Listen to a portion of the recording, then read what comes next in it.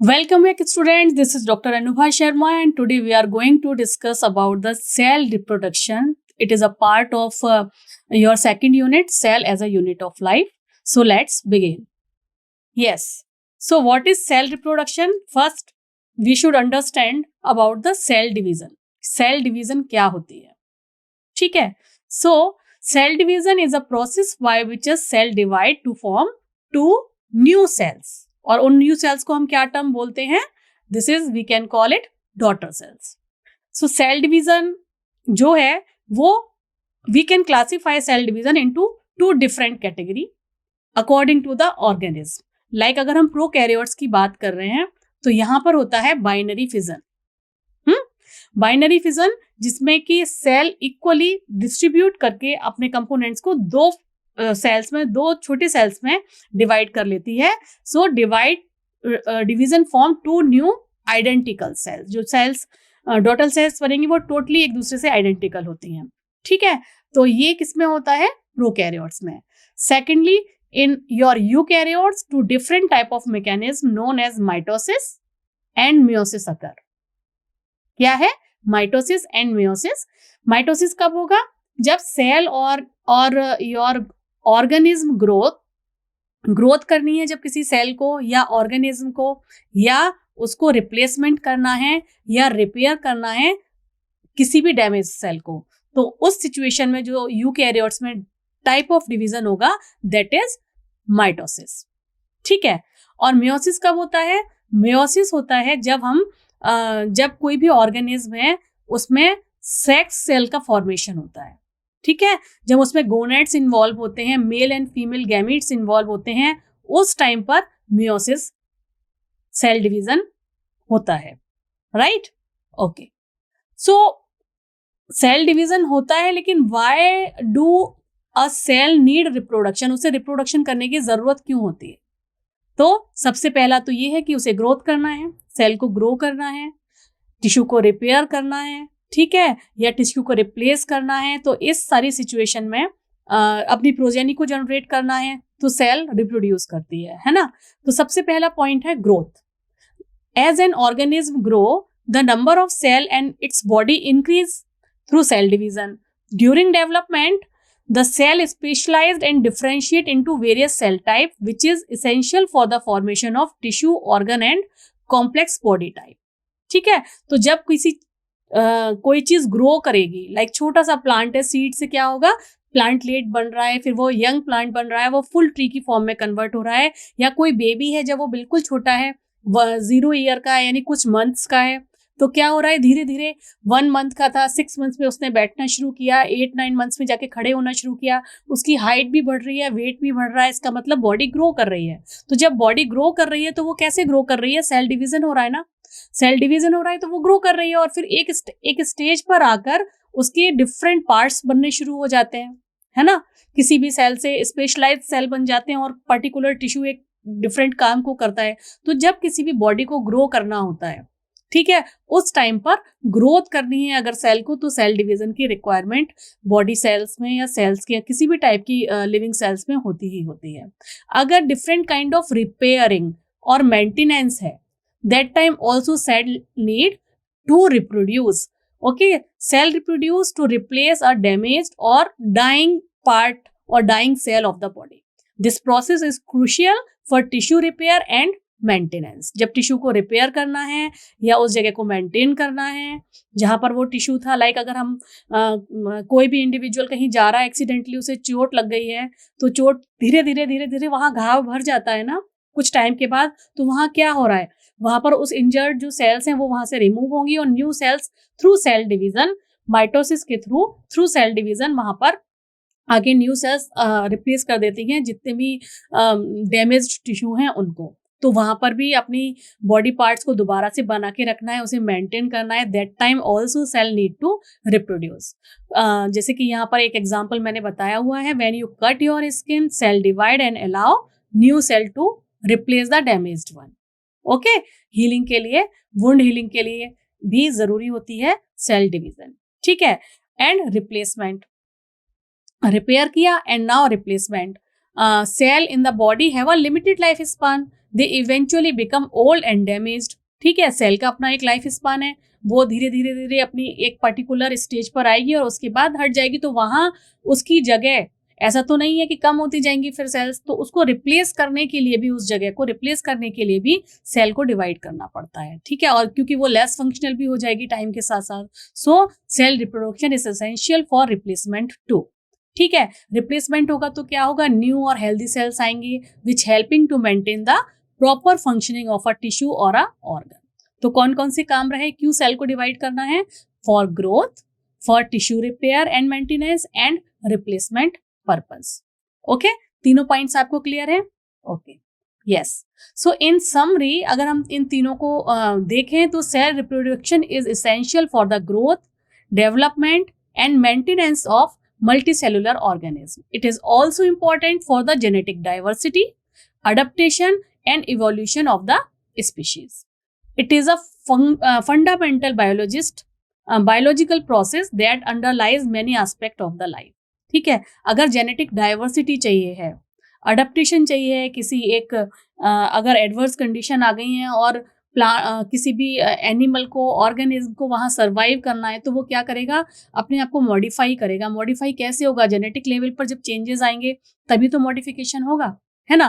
तो उस particular adverse condition में सर्वाइव करने के लिए उसे अडेप्ट करना पड़ेगा थ्रू इवोल्यूशन. जैसे जैसे कोई चीज डेवलप हो रही है तो और जेनेटिक डाइवर्सिटी को, अगर किसी भी प्लांट स्पीशीज को, एनिमल स्पीशीज को, बैक्टीरिया को, वॉट एवर इट इज, उसे मेंटेन करना है तो cell division is must. Okay, yes. So what different kind of cell division, कितने तरीके की होती है और सेल रिप्रोड्यूस कैसे कैसे करती है, इस टॉपिक को अब हम डिस्कस करने जा रहे हैं. तो first type is your asexual reproduction. जो पहला टाइप है, this is known as asexual reproduction. आपको पता है, ये आप काफी पुरानी छोटी क्लासेस से भी पढ़ते आ रहे हैं कि asexual reproduction is a mode of reproduction in which offsprings are produced without involvement of gametes, है ना, जिसमें कोई भी सेक्स सेल्स लाइक स्पर्म और एग सेल्स इन्वॉल्व नहीं होते हैं. उस तरीके की जो डिवीजन है that is known as asexual reproduction, जिसमें गैमीट्स इन्वॉल्व नहीं होंगे. ठीक है, तो ये कितने तरीके की है और किस किस में होती है, बैक्टीरिया में भी हो सकती है, प्रोटिस्ट प्लांट्स किसी में भी हो सकती है. जब आपकी सेक्स सेल्स के अलावा जितने भी और सेल्स हैं, जब वो मल्टीप्लाई करके ग्रोथ करेंगी, रिप्लेसमेंट करेंगी, रिपेयर करेंगी, तो जो नॉर्मल सेल्स हैं सेक्स सेल्स के अलावा, तो उनमें जो जिस तरीके का रिप्रोडक्शन होता है that is known as asexual reproduction. So we can classify it. There are 3 different type of reproduction, binary fission, budding and fragmentation. इसको हमने यूनिट 1 में भी देखा था, है ना. बाइनरी फिजन में एक जो सेल है, एक सेल जो है वो जाके धीरे धीरे, अगर ये इसका न्यूक्लियस है, जाके धीरे धीरे जब वो 2 सेल्स में इस तरीके से टूट जाती है ऑटोमेटिकली. ठीक है, या फिर बाइनरी फिजन में पूरा का पूरा ऑर्गेनिज्म, लाइक अगर ये कोई अगर हम इसे हम बैक्टीरिया का नाम दें, जब एक दूसरे में टूट जाएगा तब भी हम उसे बाइनरी फिजन कहते हैं. ठीक है, एक जब 2 में ऑटोमेटिकली टूट जाए. बडिंग में जैसे लाइक दिस इज हाइड्रिला. अच्छा, हाइड्रिला का एग्जांपल नेक्स्ट स्लाइड में हम लोगों ने दिया हुआ है, वहीं देख लेते हैं. ऐसे ही फ्रेगमेंटेशन है, जब वो छोटे छोटे पीसेस में कट जाएगा. तो ये डिफरेंट टाइप के मोड ऑफ सेल रिप्रोडक्शन है, वो हमने ऑलरेडी यूनिट 1 में डिस्कस काफी डिटेल में किया हुआ है. तो इनको हम उतना डिटेल, थोड़ा सा तो हम इसे देखेंगे, लेकिन उतना डिटेल में हम अभी इस स्लाइड में नहीं देखेंगे. ओके, सो एडवांटेजेस क्या है एसेक्सुअल रिप्रोडक्शन की? रैपिड रिप्रोडक्शन, बहुत फास्ट होता है, and ability to colonize in new environment very quickly. However it does not promote genetic diversity, क्योंकि एसेक्सुअल रिप्रोडक्शन से similar kind of daughter cells बनते हैं, जस्ट क्लोन, कार्बन कॉपी, अपनी parental copy, parent की carbon copy जो बनेगी वो किससे बनेगी? एसेक्सुअल रिप्रोडक्शन में, क्योंकि उसमें कोई भी क्रॉसिंग ओवर नहीं हो रहा है, उसमें कोई भी ऐसा मेथड नहीं हो रहा है कि न्यू कैरेक्टरिस्टिक प्रोजेनी में या ऑफस्प्रिंग में आए. ठीक है, so it does not promote genetic diversity because offspring are cloned of the parent, which can be limit the ability to adapt changing environment. Okay, and sexual reproduction, it is a mode of reproduction in which offspring are produced by the fusion of gamete. ये कैसे produce होंगे? Fusion of gamete, यानी कि यहाँ पर sex cells means sperm cell, egg cell involve हो रहे हैं, इसलिए इसे सेक्सुअल रिप्रोडक्शन कहते हैं, क्योंकि इसमें रिप्रोडक्टिव सेल्स इन्वॉल्व होती है। ठीक है, so this is the major difference between sexual reproduction and asexual reproduction. Asexual reproduction में normal cells other than sex cells, जिन सेल्स में डिवीजन हो रहा है वो हो रहा है एसेक्सुअल मीन से, और बिल्कुल आइडेंटिकल या क्लोन डॉटर सेल्स बन रहे हैं, जबकि सेक्सुअल सेल्स सेक्सुअल रिप्रोडक्शन में हमारे गैमीट्स इन्वॉल्व होते हैं। ठीक है, so in sexual reproduction two parent organism, typically one male and one female, each contribute genetic material to produce genetically diverse offspring. Okay, genetically diverse offspring बनता है through sexual reproduction. So this genetic diversity is the key advantage of sexual reproduction. Sexual reproduction का जो main advantage है, this is your genetic diversity. Sexual reproduction से क्या आता है? Genetic diversity आती है, क्योंकि यहाँ क्रॉसिंग ओवर होता है ना। क्रॉसिंग ओवर क्या होता है, कैसे जीन का डिस्ट्रीब्यूशन अलग अलग हो जाता है, जब हम मियोसिस के टाइप पढ़ेंगे डिटेल में, तब इसको और डिटेल में हम डिस्कस करेंगे।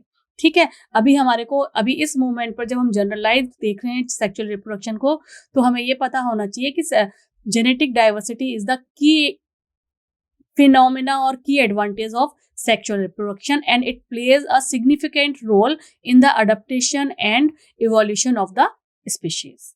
ओके, मियोसिस एंड फर्टिलाइजेशन, ये दो तरीके हैं। फर्टिलाइजेशन के टाइम पर किस तरीके से मियोसिस होता है और कैसे कैसे वो पार्टिसिपेट करते हैं, वो हम आगे कमिंग स्लाइड्स में और डिटेल में पढ़ेंगे। राइट, तो सबसे पहले अब हम देख रहे हैं एसेक्सुअल रिप्रोडक्शन। एसेक्सुअल रिप्रोडक्शन के 3 टाइप हैं। First is your binary fission. This is a common form of asexual reproduction in single celled organism. Like single celled कौन कौन से होते हैं? बैक्टीरिया है एंड प्रोटिस्ट है, अदर प्रोटिस्ट हैं। ठीक है, the cell simply divide into 2 identical daughter cell as shown in this particular picture. आप देख रहे हैं, ये पूरा बैक्टीरिया था पर्पल कलर का, और ये बीच में से यहां से टूट रहा है। बाइनरी फिजन, पूरा बैक्टीरिया बीच में से जब कट हो रहा है, तो a single cell produce 2 identical daughter cell, बिल्कुल एक जैसी डॉटर सेल्स में जब कन्वर्ट हो जाता है, टूट जाता है, with the same genetic material as parent is. Parental cell में जितना था उतना ही genetic material equal type of daughter cell में डिस्ट्रीब्यूट हो जाता है, then we can call it binary fission. So the organism duplicate its genetic material. जो इसका जेनेटिक मटेरियल है, क्या हो सकता है? इट में बी RNA, इट में बी DNA। ठीक है, उसको डुप्लीकेट करता है एंड देन साइटोकाइनेसिस करता है। जब DNA का डिवीजन होगा तब उसे हम बोलेंगे karyokinesis. There is a term karyokinesis. और फिर साइटोप्लाज्म का डिवीजन हो जाएगा, है ना। तो फिर साइटोकाइनेसिस होगी, और उसके बाद हर न्यू इंडिविजुअल में एक copy of DNA, carbon copy of DNA पहुंच जाएगा, और इसको प्रोसेस को हम बोलते हैं बाइनरी फिजन। क्या हुआ binary fission? When a cell divide into 2 identical daughter cell, each with the same genetic material as parent cell. This is known as binary fission. Next is your budding. Budding, it is again a form of asexual reproduction in which new organism develop as a outgrowth or a bud on the parent cell. ये देखिए hydra दिया हुआ है यहाँ पर। इस hydra में अगर हम यहाँ पर देखें तो हाइड्रा में एक धीरे से ये एक बड डेवलप होना शुरू हो जाती है, बड अराइज हुई। ठीक है, अब ये धीरे धीरे बड ग्रो हो रही है, राइट।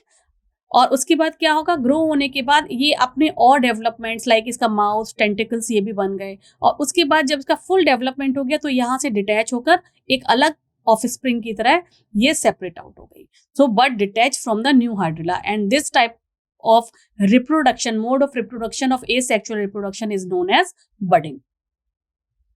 Okay, I hope आपको क्लियर हो रहा है। This is your, मैं दोबारा रिपीट कर रही हूँ, this is your parent hydra. Okay, suddenly there is a bud arise. जब इसे रिप्रोडक्शन करना है तो बड एक डेवलप होगी, धीरे धीरे ये बड जो है वो ग्रो करेगी। ग्रो करने के बाद ये फुली डेवलपमेंट करेगी। ठीक है, और जब फुली डेवलपमेंट हो जाएगा तो ये जस्ट सेपरेट आउट हो जाएगी, डिटैच हो जाएगी अपनी पेरेंटल बॉडी से। तो this whole process is known as budding.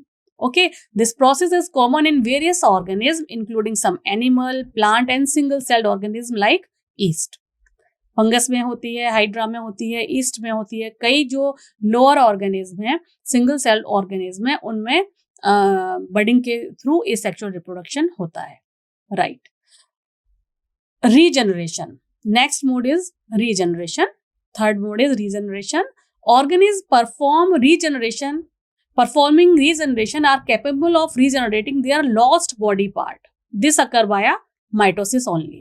Mitosis के थ्रू ही कुछ ऑर्गेनिज्म के जो लॉस्ट बॉडी पार्ट होते हैं, किसी भी रीजन से वो वहां से हट गए हैं एक्सीडेंटली, तो उस बॉडी पार्ट को दोबारा बनाने के लिए रीजनरेशन मेथड कुछ ऑर्गेनिज्म के अंदर होता है. जैसे कि लिजार्ड को आपने देखा होगा, हमारे घरों में पाई जाने वाली जो लिजार्ड होती है छिपकली, वो अपनी जो टेल है उसको रीजनरेट कर लेती है वेरी क्विकली. ठीक है, अगर किसी रीजन से आपको पता है उसकी टेल वहां से कट गई है, तो दोबारा वो अपनी उसकी उस एरिया में ये कैपेबिलिटी होती है कि वो अपनी दोबारा टेल को रीजनरेट कर पाए. यानी 1 cell to 2 cell, 2 to 4, 4 to 6 like this, उसका दोबारा से रीजनरेशन हो जाता है. ऐसे ही starfish is another example. This starfish growing their arms. Human partly regenerate their liver too. Liver का जो कुछ पार्ट होता है ह्यूमन के अंदर भी वो रीजनरेट कर पाते हैं. सो this is another type of method by which asexually some organs or some lower animals can reproduce themselves or their body parts. ठीक है, hydra planaria is another example. like planaria इस तरीके का कुछ स्ट्रक्चर होता है. अगर आप प्लेनेरिया को कई टुकड़ों में काट देंगे तो क्या होगा, ये ईच जो ये टुकड़ा है, ईच ये जो पार्ट है वो अपने आप को 3 अलग अलग फुल प्लेनेरिया में, मैं ये रफ डायग्राम बना रही हूँ, आप इसे बिल्कुल फेयर ना समझें, इस तरीके से रीजनरेट कर लेता है. ठीक है, so this is another mode of asexual reproduction, regeneration. I hope आपको ये तीनों मोड क्लियर हो गए हैं. Okay, now come to the cell cycle part. What is cell cycle? Okay, the cell increase in size due to growth. ठीक है, growth होगी तो सेल भी इंक्रीज करती है अपनी साइज में. And it is the characteristic feature of all living organism. अब जो कोई भी लिविंग ऑर्गेनिज्म है उसके अंदर सेल तो होगी ही, और उसके बाद उसके अंदर ग्रोथ भी होगी, है ना. तो the cell division is a continuous process. Cell division होगा और it is a continuous process and it is a dynamic process too. It involve 3 different stages. First, cell division के क्या क्या स्टेप्स हैं या सेल साइकिल की क्या क्या स्टेप्स हैं? DNA replication. सबसे पहले जब उसे एक सेल से 2 सेल में कन्वर्ट होना है सेल साइकिल में, तो डीएनए का रेप्लिकेशन होगा सबसे पहले. उसके बाद डीएनए जहां प्रेजेंट है, न्यूक्लियोलस, ठीक है, तो न्यूक्लियस के अंदर जो डीएनए है वो उसका जब वो डुप्लीकेट हो गया तो उसका न्यूक्लियर डिवीजन होगा, that is known as karyokinesis. And then जब न्यूक्लियस का डिवीजन हो गया उसके बाद जो हमारे आसपास जो प्रेजेंट है क्या है, साइटोप्लाज्म, जहां ऑर्गेनेलीज रहते हैं, या लोअर यूनिसेलुलर की बात करें तो नहीं रहते हैं, लेकिन साइटोप्लाज्म में एसेंशियल सारी इंपॉर्टेंट चीजें हैं, वहां पर उसका डिवीजन हो जाएगा साइटोप्लाज्म का. So DNA replication first step, second step your nuclear division, third step cytoplasmic division. There are 3 important steps occur in mitotic division or in cell cycle. The cell division is of 2 type. 2 type कौन सा है? Based on the number of genome present into the daughter cell in comparison to the dividing parents. First is mitosis, another one is meiosis. Cell cycle stages. Every cell having the capability to divide passes through a regular cycle of changes known as cell cycle. A cell starts its cycle in a diploid condition. जब वो 2n condition में होती है, n is the number of chromosomes. जब 2n condition में होती है तब सेल साइकिल स्टार्ट होती है. The cell cycle consists of 2 different stages. जो एक लंबा और अनडिवाइडिंग स्टेज है, it is known as I phase और interphase. Okay? Other than mitotic division, M phase के अलावा जो और पूरा पार्ट है that is known as I phase और अनडिवाइडिंग फेज और interphase. And a short dividing stage is known as mitotic phase और एम फेज. ठीक है, तो जो सेल डिवीजन का पार्ट है, डिवीजन होगा कम टाइम में, बाकी जो उसकी तैयारी है, सेल को तैयार करना है डिवीजन के लिए, वो जो पार्ट है that is a long process. And इस टाइम पर अनडिवाइडिंग सेल स्टेज होती है, बस ग्रोथ हो रही होती है या डुप्लीकेशन हो रहा होता है, तैयारी हो रही होती है फॉर डिवीजन. ठीक है, so I phase and M phase. Okay. So यहाँ इस डायग्राम में हम आराम से देख सकते हैं कौन कौन सी स्टेजेस है. सबसे पहले डिस्कस होगा इंटरफेज. इंटरफेज क्या है? यहाँ से शुरू होके इंटरफेज आपका पूरा यहाँ तक चल रहा है ना. इंटरफेज पूरा चल रहा है ना. देखिए यहाँ पर भी इंटरफेज लिखा हुआ है, यहाँ भी इंटरफेज लिखा हुआ है, यहाँ भी इंटरफेज हुआ है. और ये येलो में क्या है? दिस इज डिवाइडिंग फेज और माइटोटिक फेज, एम फेज. ठीक है.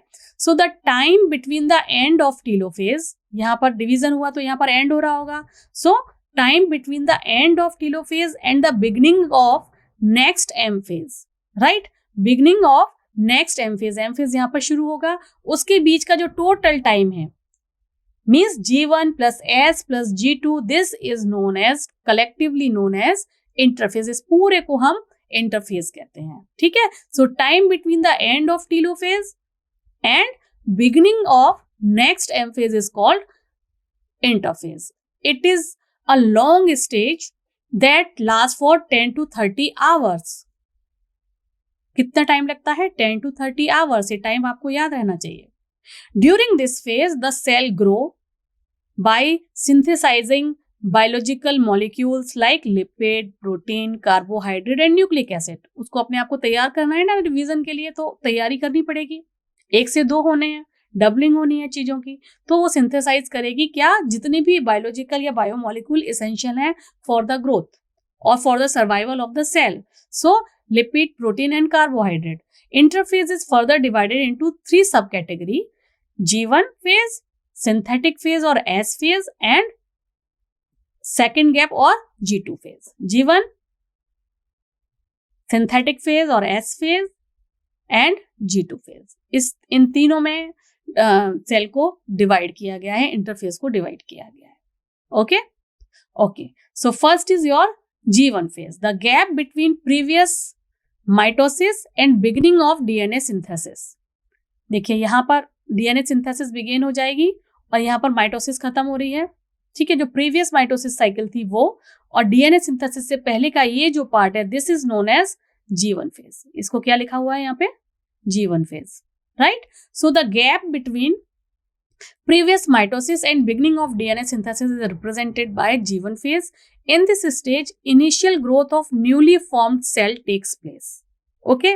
इनिशियल ग्रोथ होती है, जो नई नई माइटोसिस के थ्रू सेल बनी है उसकी ग्रोथ होती है. और उस ग्रोथ में क्या होगा? Various biological molecules like carbohydrate, protein, lipid, including some non-strong protein, RNA, are synthesized in this particular phase. Normal metabolism is carried out for the preparation of DNA replication that is takes place next to it. ठीक है. तो इसमें normal metabolism होती है and DNA synthesis does not occur in this phase. यहाँ पर DNA synthesis नहीं होती है. ठीक है. तो यहाँ पर क्या क्या हो रहा है G1 फेज में? जितने भी बायोलॉजिकल मॉलिक्यूल्स हैं like carbohydrate, protein, lipid, some non stone protein, RNA, इन सब की सिंथेसिस हो रही है, नॉर्मल मेटाबॉलिज्म हो रही है. ये सारा का सारा, यानी कि जो माइटोटिक डिवीजन से यहाँ से जो सेल बनी थी उसकी ग्रोथ यहाँ पर हो रही है. इसीलिए यहाँ पर लिखा हुआ है सेल ग्रोथ. ठीक है. तो G1 में क्या होता है? सेल ग्रोथ होती है. Right. Okay. And next phase is S phase. Next phase का क्या नाम है? S phase. ये देखिए S फेज लिखा हुआ है, इंटरफेज का सेकेंड टाइप, सब डिवीजन जो है S फेज. यहाँ पर क्या होगा? Duplication of DNA. Duplication of each chromosome takes place in this particular stage. ठीक है. तो new DNA molecule on the template existing DNA molecule replication occur in this particular phase. Replication होता है DNA का during S phase. Okay. Synthesis of histone protein and their mRNA, some non-histone protein, formation of new nucleosomes also occur in S phase. तो histone protein भी यहाँ पर बनेगा, DNA का duplication होगा, उसका RNA बनेगा, सम नॉन स्टोन प्रोटीन भी बनेगा. वो सारा का सारा जो काम है वो S फेज में किया जाता है. और S फेज का टोटल जो टाइम है वो 8 आवर्स में ये कंप्लीट होता है, 6 to 8 hour. This time frame आपको याद होना चाहिए. This is very important. आपको ये याद होना चाहिए कि S फेज से पहले का फेज क्या था, S फेज के बाद का फेज क्या था, और इस S फेज में क्या क्या इंपॉर्टेंट काम होता है. DNA डुप्लीकेशन है. With DNA duplication, synthesis of histone and non-histone protein also occur in this particular phase, and the time duration for this phase is 6 to 8 hours. Okay, I hope all these concepts are clear. Yeah. So next, after S cycle, there is S phase. There is another phase known as G2 phase. G2 phase is the gap between DNA synthesis and nuclear division. ये जो G2 है ये किस किस के बीच में है? S phase and nuclear division, है ना? तो इसीलिए यहाँ कहा जा रहा है G2 phase is the gap between DNA synthesis and nuclear division. RNA transcription and protein synthesis occur during this particular phase. यहाँ पर क्या हो रहा है? RNA ट्रांसक्रिप्शन हो रहा है, ठीक है? RNA ट्रांसक्रिप्शन हो रहा है और प्रोटीन सिंथेसिस हो रहा है. यहाँ पर सेल ने ग्रो किया, जो सेल यहाँ बनी थी प्रीवियस उसने ग्रो किया, उसके इसेंशियल बायोमोलिक्यूल्स बनाए जितने भी थे, मेटाबॉलिज्म किया, फिर तैयारी शुरू हुई, डीएनए की सिंथेसिस होगी, डुप्लीकेशन हो गया, हिस्टोन नॉन हिस्टोन प्रोटीन बने. जब डीएनए हो गया तो फिर अब आरएनए का होगा, है ना? तो आरएनए का ट्रांसक्रिप्शन होगा, प्रोटीन बनेगी, प्रोटीन सिंथेसिस होगी. तो ये सारा काम कहाँ होगा? In G2 phase. Further growth of the cell and preparation for its division takes place in the particular stage. जब ये सारा का सारा सिंथेसाइज हो जाएगा, उसके बाद अगली ग्रोथ के लिए, अगले डिवीजन के लिए सेल को ग्रो किया जाएगा और उसको प्रिपेयर किया जाएगा for cell division during this phase, ठीक है? So during this phase the cytoplasmic organelle such as centriole, mitochondria, Golgi complex are doubled. Protein for spindle fiber and esters are synthesized and active metabolism store energy for the next mitosis. ठीक है? तो इस stage में क्या होगा? Centriole, mitochondria, Golgi complex, जितने भी cytoplasmic organelles थे वो यहाँ पर डबलिंग हो जाती है, क्योंकि एक सेल से 2 सेल्स बनने हैं ना, तो हर एक को पार्ट भी देने पड़ेंगे उनको और उसको एनर्जी भी चाहिए है पूरी मेटाबॉलिज्म के लिए. तो यहाँ पर इन चीजों की डबलिंग भी होती है और सिंथेसाइज करते हैं spindle fibre, aster rays for the active metabolism of the next mitotic division. ठीक है? And the time duration for G2 phase it is 2 to 5 hour. This is again आपको याद होना चाहिए. यहाँ पे 2 to 5 आवर लगता है, यहाँ पे 6 आवर्स लगते हैं, ठीक है? और यहाँ पर 8 आवर्स लगभग लगते हैं. तो this is the time frame, ठीक है? यस. Now mitotic phase. अब हम एम फेज में आ गए हैं, ठीक है? माइटोटिक फेज क्या होता है? पूरे G1, S और G2 के बाद जो नेक्स्ट फेज आ गया, that is known as mitotic phase. Interphase is followed by mitotic phase. During mitotic phase, the already duplicated chromosomes are equally distributed to the daughter cell. जो duplicate कर दिया था क्रोमोसोम्स ने, वो दोनों ही डॉटर सेल्स में इक्वली डिस्ट्रीब्यूट हो जाता है, which contain exactly the same hereditary information as the parent cell. Same इसीलिए कहा जाता है बिल्कुल जेनेटिकली आइडेंटिकल सेल्स बनते हैं थ्रू माइटोसिस. दो the other cell components organelle and also molecules are also divided approximately equal between the daughter cell but not as precisely as DNA. उनका भी आपको पता है ना, G2 में सारे ऑर्गेनेलीज का भी डुप्लीकेशन हुआ था, कंपोनेंट्स का भी डुप्लीकेशन हुआ था, तो वो भी ऑलमोस्टली बराबर डिस्ट्रीब्यूट होते हैं, लेकिन जितना डीएनए प्रिसाइजली डिस्ट्रीब्यूट होता है उतने नहीं होते. उसमें थोड़ा बहुत ऊपर नीचे हो सकता है, लेकिन डीएनए बिल्कुल प्रिसाइजली इक्वली डिस्ट्रीब्यूट होता है with in 2 daughter cells. After mitosis is over, the daughter cell enter in G1 phase again in the next cell cycle. Okay? I hope ये सारे के सारे phases आपको सेल साइकिल के सारे phases आपको अब क्लियर हो गए होंगे. So now come to the mitosis. Mitosis जो है वो सबसे पहले एक जर्मन साइंटिस्ट स्टास वर्कर ने डिस्क्राइब की थी 1875 में, और ये जो टर्म है माइटोसिस वो फ्लेमिंग ने दिया था.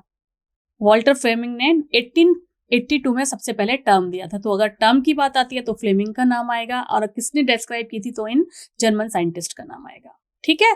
It is the most common method of cell division in eukaryotes that takes place in somatic cells. Somatic cells means all the cells other than germ cells. Germ cells के अलावा जो भी sales हैं वो somatic cells होते हैं body के, और इसीलिए हम माइटोसिस को सोमैटिक डिवीजन भी कहते हैं.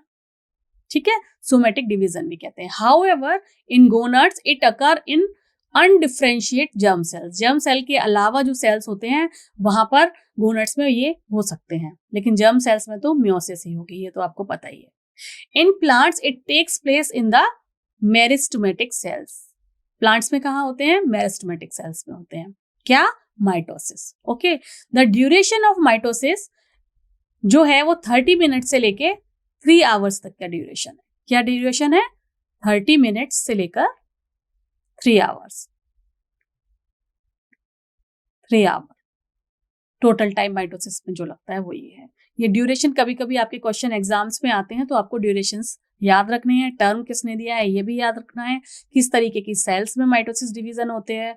You have to remember this. Okay, what is the difference between mitosis and meiosis ये भी आपको पता होना चाहिए.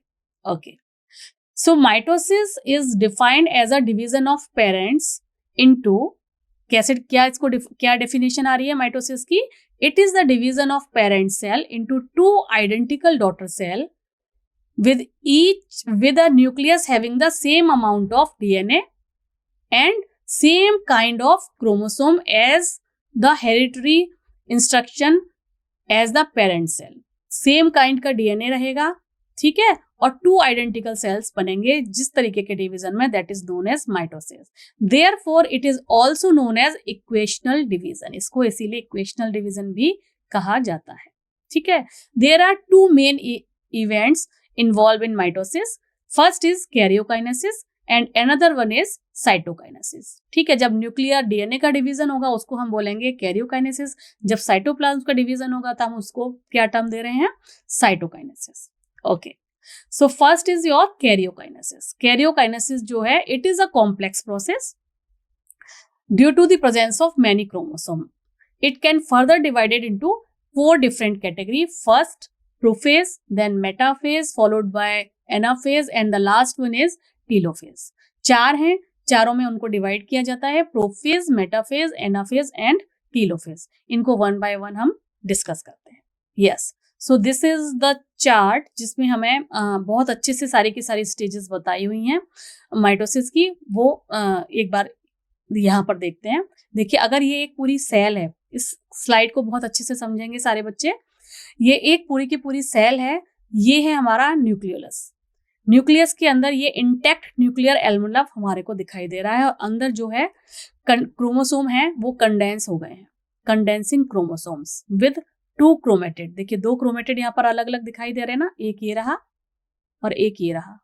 ठीक है, अच्छा, देयर इज अ टर्म. अगर किसी भी सेल के अंदर यहाँ पर अगर थ्रेड लाइक स्ट्रक्चर है डीएनए का, that time we can call it chromatin. Chromatin. जब ये फाइब्रस स्ट्रक्चर है, बिल्कुल फाइबर जैसा स्ट्रक्चर है, तब हम इसे क्रोमेटिन टर्म देते हैं. ठीक है, जब ये थिक हो जाते हैं, कंडेंस हो जाते हैं, दैट उस टाइम पर हम इसे बोलते हैं क्रोमोसोम.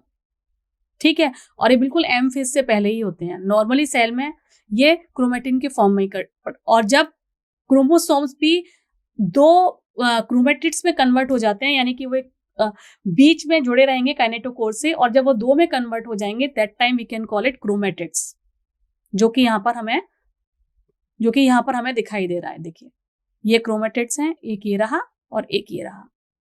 ओहो, ये ठीक है, ये एक ये रहा, ये रहा. ठीक है, तो जब ये सेल अपने आप को प्रिपेयर करती है डिवीजन के लिए, तो यहाँ पर देखिए न्यूक्लियर मेम्ब्रेन इंटैक्ट है और उसके अंदर जो ये क्रोमेटिन थे वो कंडेंस होना शुरू हो गए and it can convert into chromosomes with 2 chromatids held together at kinetochore.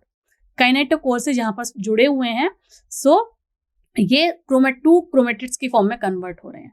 And prophase में और क्या हो रहा है, क्योंकि प्रोफेज में क्या कर रही है, सेल अपने आप को तैयार कर रही है फॉर डिवीजन. तो जो साइटोप्लाज्म में यहाँ पर spindle fibre generate, bipolar spindle fibre develop होना शुरू हो जाते हैं. ठीक है, तो इतना काम हुआ प्रोफेज में. अब प्रोफेज के बाद सेल चली गई प्रोमेटाफेज में. मेटाफेज से जो पहले वाला स्टेज है और जो प्रोफेज के बाद वाला स्टेज है, दैट वी कैन कॉल प्रोमेटाफेज. अब प्रोमेटाफेज में क्या हो रहा है कि न्यूक्लियर जो एनवेलप था, ये जो न्यूक्लियर एनवेलप था, ये धीरे धीरे धीरे फ्रेगमेंटेड हो जाता है, टूटने लगता है. देखिए, टूटने लगता है और जो क्रोमोसोम्स हैं, जो क्रोमेटिड्स से जुड़े हुए हैं, वो फ्री हो जाते हैं काइनेटोकोर से. देखिए, ये फ्री हो जाते हैं. पोलर माइक्रोट्यूब्यूल्स डेवलप होने लगती हैं, काइनेटोकोर माइक्रोट्यूब्यूल्स डेवलप होने लगती हैं और स्पिंडल जो फाइबर हैं वो अपने अपने पोल की तरफ मूव कर जाती हैं. देखिए, ये यहाँ मूव कर जाएगा और ये यहाँ मूव कर जाएगा, अपोजिट साइड में मूव कर जाते हैं. ये प्रोमेटाफेज है। और ये जो है ये बिल्कुल इक्वेटर पर आना शुरू हो जाते हैं हमारे क्रोमोसोम्स इन मेटाफेज। और मेटाफेज में ये पूरी तरीके से यहाँ पर सेंटर में आ जाते हैं, इक्वेटर पर लग जाते हैं। ठीक है, तो इस टाइम पर इसे बोला जाता है stationary chromosome aligned at the equator of spindle. ठीक है, और पूरी तरीके से जो है हमारी न्यूक्लियर एनवेलप जो था इसका पूरी तरीके से जो फ्रेगमेंटेड हो रहा था वो हट जाता है। ठीक है, स्पिंडल फाइबर्स स्पिंडल अच्छे से बना लेते हैं, काइनेटोकोर और माइक्रोट्यूब्यूल से सेंटर से जुड़ने लगते हैं। ये होता है हमारा मेटाफेज में। And then after metaphase there is the last term, another phase, not the last but another phase known as anaphase. Anaphase में देखिए क्या हो रहा है, जो क्रोमेटिड्स थे वो सेपरेट आउट हो जाते हैं अपोजिट डायरेक्शन में। Separation of chromatids pull towards the pole, pole की तरफ खिंचना शुरू हो जाते हैं। ठीक है, ये उधर खिंचा, ये अपोजिट डायरेक्शन में खिंचा। शॉर्टनिंग ऑफ काइनेटोकोर, काइनेटोकोर छोटा होने लगता है, काइनेटोकोर माइक्रोट्यूब्यूल्स तभी तो खिंचेगा वो, है ना, वी शेप में आ जाएगा और खिंच जाएगा। Increasing separation of the micro poles. After that telophase. Telophase में क्या हुआ था, telophase is just opposite to the prophase. Prophase में गायब होना शुरू हो रहा था, टीलोफेज में दोबारा सिंथेसिस होना शुरू हो जाएगा। किस चीज का, जो जो यहाँ पर गायब होना शुरू हुआ था, लाइक योर न्यूक्लियर एनवेलप, है ना, न्यूक्लियर एनवेलप वहां पे फ्रेगमेंटेड होना शुरू हुआ था, यहाँ पर रीफॉर्म होना शुरू हो जाता है अराउंड द सेल, क्योंकि सेपरेट आउट तो कर दिए हैं क्रोमेटिड्स को। ठीक है, और ये जो फाइबर्स बहुत ज्यादा बन रहे थे ये गायब होना शुरू हो जाते हैं। So this occur in telophase and after that the last cytokinesis. जब न्यूक्लियर डिवीजन हो गया है, मींस कैरियोकाइनेसिस हो गई है, उसके बाद जो ये हमारा साइटोप्लाज्म था इसका डिवीजन हो जाता है। जब ये साइटोप्लाज्म का डिवीजन हो जाता है देन अ कॉन्ट्रैक्टाइल रिंग क्रिएट क्लीवेज, और यहाँ से सेल टूटकर एक सेल से दो सेल्स में कन्वर्ट हो जाती है। So these are the stages of mitotic division. Okay, so one by one हम इसको डिटेल में देखेंगे। First is prophase. प्रोफेज में क्या हुआ था, क्या हमने लास्ट स्लाइड में डिस्कस किया, thickening and coiling of chromosome occur. ठीक है, क्रोमेटिन जो थिन फाइबर थे, क्रोमेटिन ग्रेजुअली कंडेंस होंगे into well defined chromosome, each consisting of two identical sister chromatid. दो आइडेंटिकल सिस्टर क्रोमेटिड में कन्वर्ट हो जाते हैं। जो क्रोमेटिन फाइबर बिल्कुल फाइन फाइबर की फॉर्म में इस तरीके से दिख रहे थे, इस तरीके जो दिख रहे थे वो कन्वर्ट हो जाते हैं कुछ इस तरीके से, और ये यहाँ पर सेंटर से जुड़े हुए रहते हैं, है ना, इस तरीके से कन्वर्ट हो जाते हैं। Chromatin two identical sister chromatin में कन्वर्ट हो जाते हैं। ठीक है, the nucleolus a rounded structure within the nucleus shrink, nucleolus shrink होगा। ठीक है, and disappear as does the nuclear membrane, nucleolus भी डिसअपियर हो जाएगा, और ये जो न्यूक्लियर मेम्ब्रेन थी ये देखिए फ्रेगमेंटेशन शुरू हो गया है ना, ये क्योंकि इस तरीके से दिख रही है हमको, है ना, तो न्यूक्लियर मेम्ब्रेन भी डिसअपियर होना शुरू हो जाएगी और न्यूक्लियोलस डिसअपियर होना शुरू हो जाएगा। At the end of the prophase is marked by a group of microtubules to form spindle. Spindle fibre बनना शुरू हो जाते हैं, स्पिंडल फाइबर फॉर्मेशन शुरू हो जाता है at the end of prophase. Chromatids will attach to this spindles, chromatid जो हैं वो इन स्पिंडल फाइबर्स, ये जो दिख रहे हैं, इनके साथ अटैच होना शुरू हो जाते हैं। Chromatin will attach with this spindle and pull apart, ensuring that each daughter cell has an identical and complete set of chromosome. The prophase is a long and complex, and it lasts for about 50 minutes. Long process होता है और इसमें total 50 minutes का time लगता है prophase में। ठीक है, तो इसमें क्या हुआ फिर से डिस्कस कर लेते हैं। जो थिन क्रोमेटिन फाइबर्स थे it get convert into thick chromosomes और you can say sister chromatid. ठीक है, and spindle fibre formation occur, nucleolus nuclear membrane gets disappear, और स्पिंडल फाइबर से जो सिस्टर क्रोमेटिड है वो उसके साथ अटैच हो जाते हैं और सेपरेशन होना शुरू करने की प्रोसेस शुरू होती है। जस्ट मेक श्योर कि बराबर और इक्वल क्रोमोसोम दोनों सेल्स के पास हों। दोनों सेल्स तो अभी नहीं हुई हैं, अपोजिट डायरेक्शन में जो दोनों क्रोमेटिड्स हैं, सिस्टर क्रोमेटिड्स हैं, वो इक्वली अटैच्ड हुई है, right. Next is your metaphase. Metaphase is preceded by prophase and followed by anaphase. Prophase के बाद और एनाफेज से पहले का जो स्टेप है that is metaphase. All the chromosome align at the metaphase plate. Centre में इसको, जहां सेंटर में इक्वेटर में ये सेटल होते हैं, इसको मेटाफेज प्लेट भी बोलते हैं. तो यहाँ पर सारे के सारे जो क्रोमोसोम है वो अरेंज हो जाते हैं. At this stage 2 kinetochores of each chromosome should attach to the microtubules from opposite spindle pole. Opposite side की जो स्पिंडल पोर है वो उसके साथ अटैचमेंट प्रॉपर तरीके से हो जाता है और जो अलाइन हो जाते हैं वो इक्वेटर पर क्रोमोसोम्स जाकर अलाइन हो जाते हैं. Sorry. Next is your anaphase. In anaphase the sister chromatid separate from each other and are pulled towards the opposite end of the cell.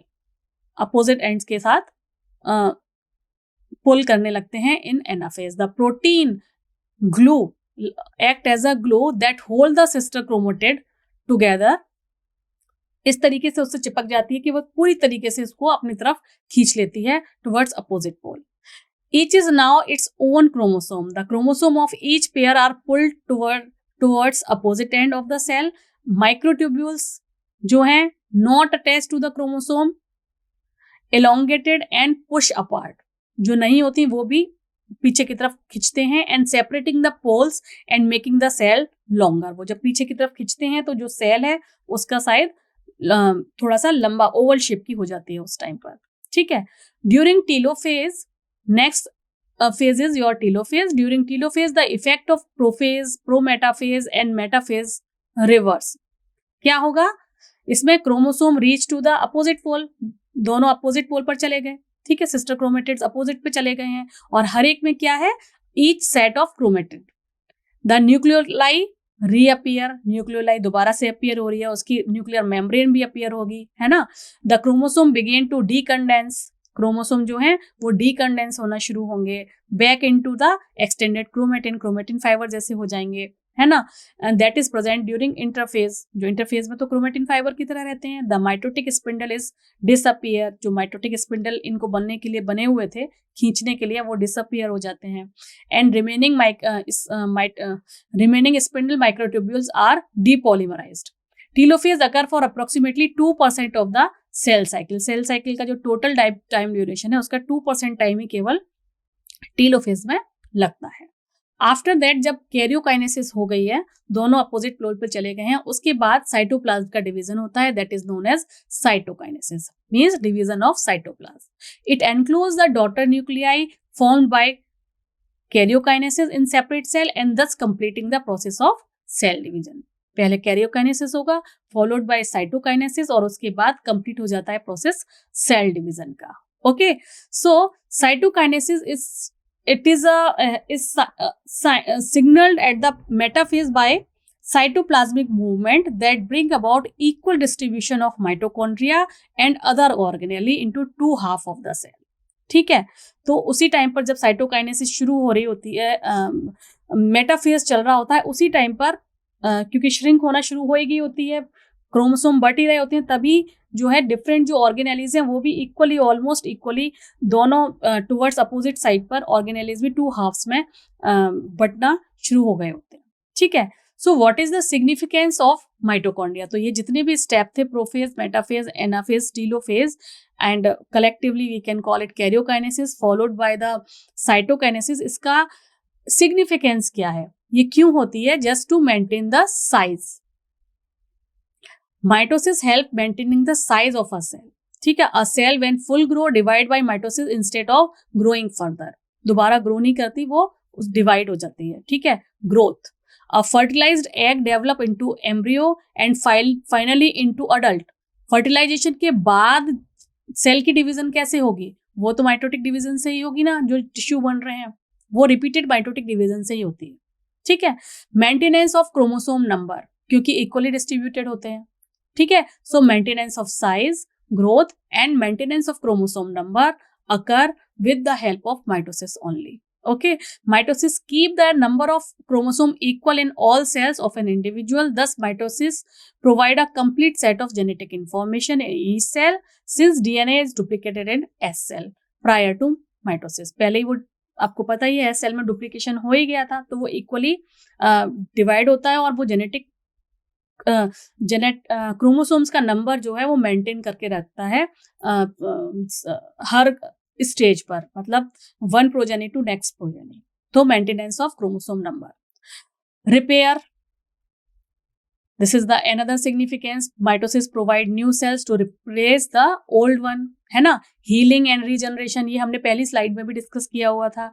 Mitosis produce new sales, जब भी कोई cell कटेगी फटेगी, repairing होनी है, healing होनी है, regeneration होना है, वहां पर भी माइटोसिस होती है।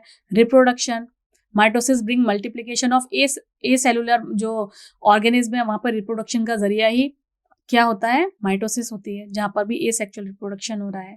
एविडेंस ऑफ सब basic relationship of organism, mitosis being essentially similar to many kinds of organisms support the basic relationship of living things. ये भी बहुत ही ज्यादा इंपॉर्टेंट इसका सिग्निफिकेंस है, प्रोसेस है।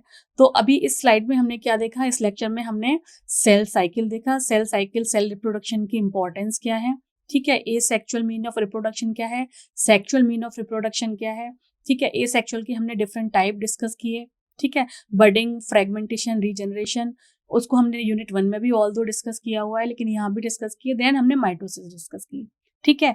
Mitosis we further divided into different categories, karyokinesis and cytokinesis, and उनके karyokinesis के सारे स्टेप्स हमने डिस्कस किए।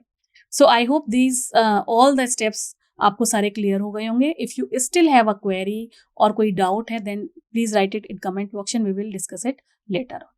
Thank you, have a nice day.